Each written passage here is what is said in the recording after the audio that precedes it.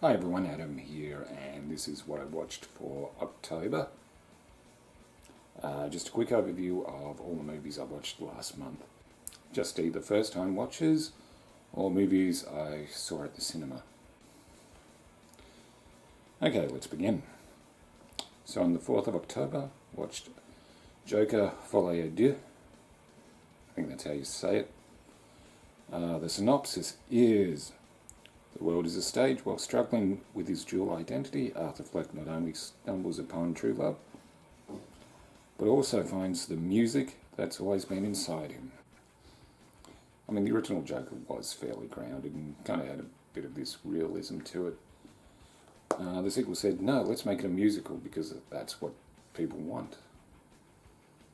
Would have been better off calling it Joker Does Karaoke. The songs don't really add anything to the plot, but here's the thing. Even if they took away the singing, I think it'd still be a disappointment. It would still went the same way without the musical numbers.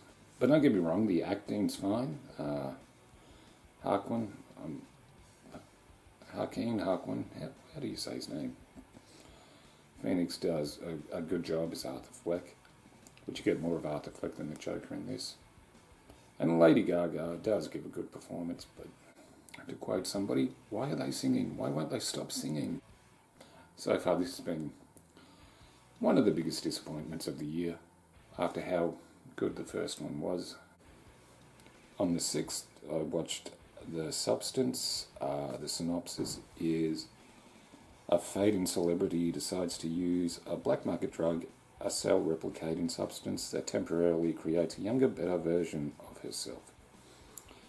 And for this movie I say, what was that?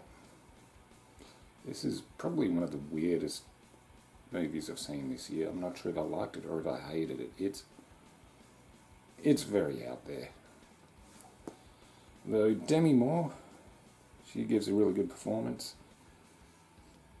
Both the actors, both the actresses do give good performances, but I'm not sure how I feel about this movie. I know a lot of people loved it. I'm not sure if I loved it or hated it. I understand the message they were trying to say, but I don't know. I'm still thinking about it, whether I liked it or not. I will give it this though, there are some good makeup effects. So on the 10th, I watched Terrifier 3. 5 years after surviving Art the Clown's Halloween massacre, Sienna and Jonathan are still struggling to rebuild their shattered lives. As the holiday season approaches, they try to embrace the Christmas spirit and leave the horrors of the past behind. But just when they think they're safe, Art returns, determined to turn their holiday cheer into a new nightmare. The festive season quickly unravels as Art unleashes his twisted brand of terror, proving that no holiday is safe. So all we have here is a kind of a Christmas slasher that was released on Halloween. So it's a Halloween Christmas slasher. A Chris-Halloween movie, we'll call it. Melding Christmas and Halloween together. Chris-Halloween. In a way, it is what you'd expect. Although the Terrifier films now pretty much fall right into a supernatural slasher. I said it before that, like the original, there wasn't really a hint of anything supernatural until the end. 2 brought it in. 3, yeah. But as you expect, there is quite an amount of gore. The storylines, it's fine. I'll give it credit. It's not as long as the second one. That's, I think, the only thing.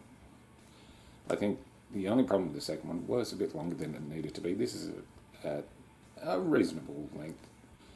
But I will say,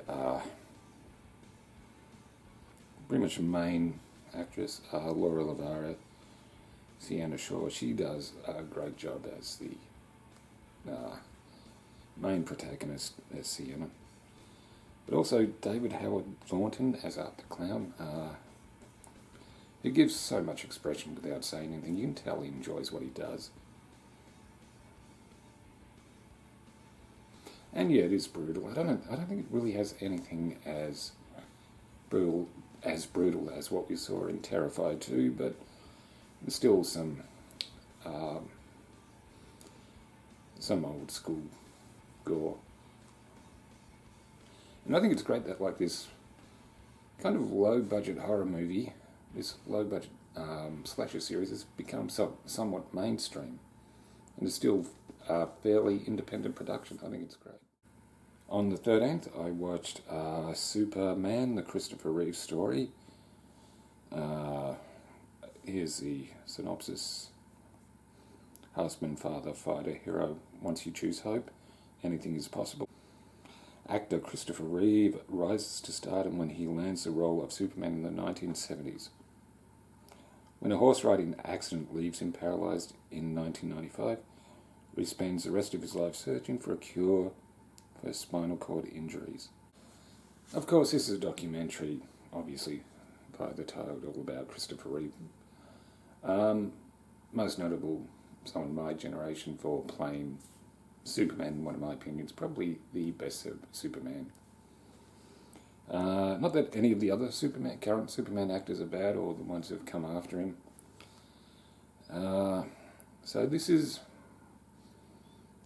this does talk a bit about his career as Superman actor, but it really focuses on the man Christopher Reeve more, and what he had to deal with after that tragic accident, and how his family and his friends, how it all affected him, how it all affected them.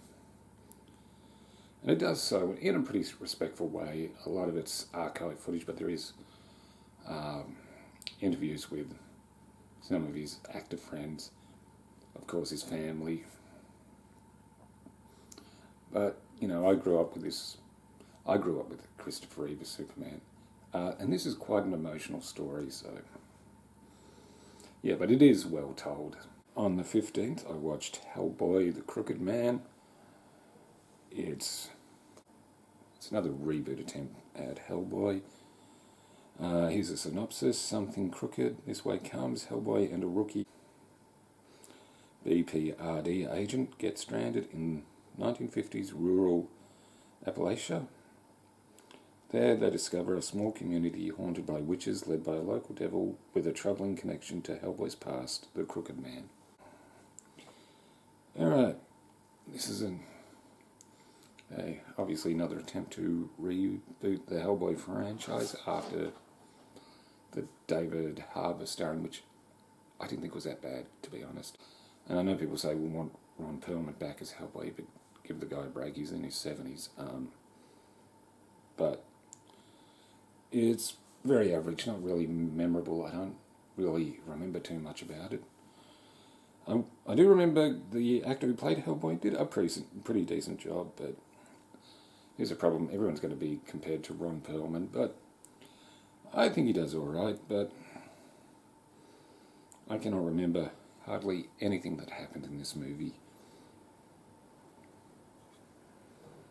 Which just goes to show it's not memorable. 18th of October, I watched Smile 2. Here's a synopsis. It's the last thing you'll see. About to embark on a new world tour, global pop sensation Sky Riley begins experiencing increasingly terrifying and inexplicable events. Overwhelmed by the escalating horrors and the pressure of fame, Sky is forced to face a dark past to regain control of her life before it spirals out of control. I think this is a pretty decent sequel to the original. Of course, a few jump scares. Question is, did the movie Smile 2 make me happy? It's not too bad. I'd say it's no better, no worse than the original. I will say the actress who plays Sky Riley, Naomi Scott, did a really good job. I was not familiar with her, but she does give a good performance. I'll give her that. But yeah, there's some, as you'd expect, some creepy effects, some people smiling. We all know how creepy it is when people smile.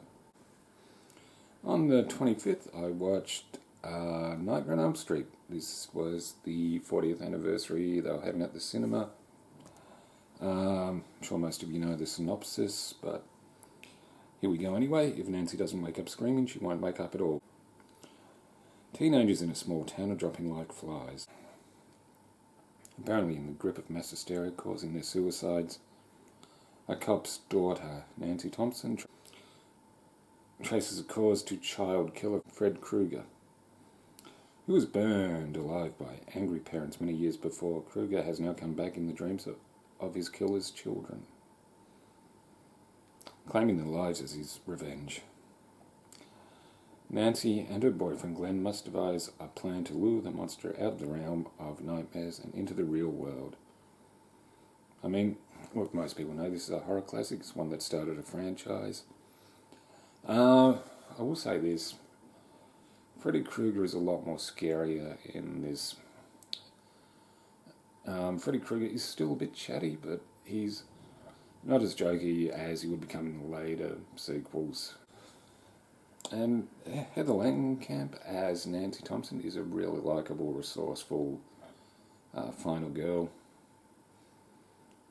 And most of the supporting cast do a really good job. There's a couple of, veteran actors like John Saxon as Nancy's father, who's always good.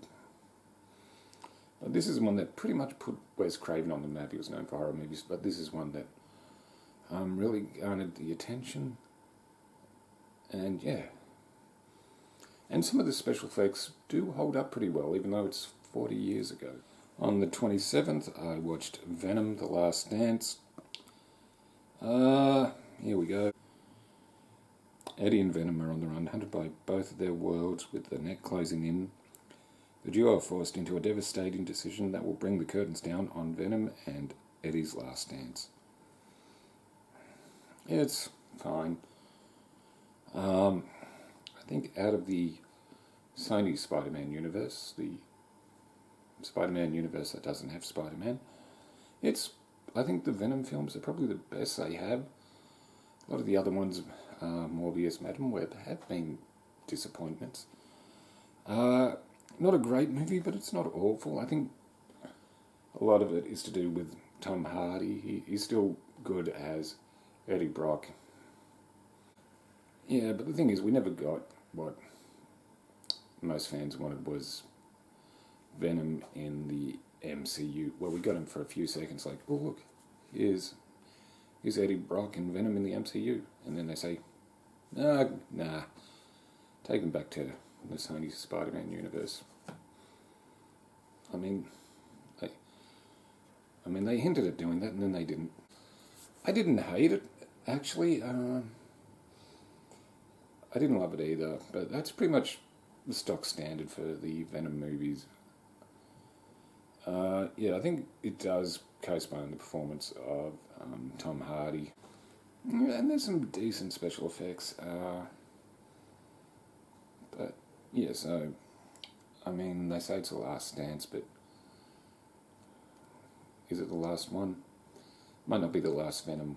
There's always hints they could do another one. Okay, so that's everything I watched in October. Let us know what you think in the comments below. Did you like any of these? Did you dislike any of these?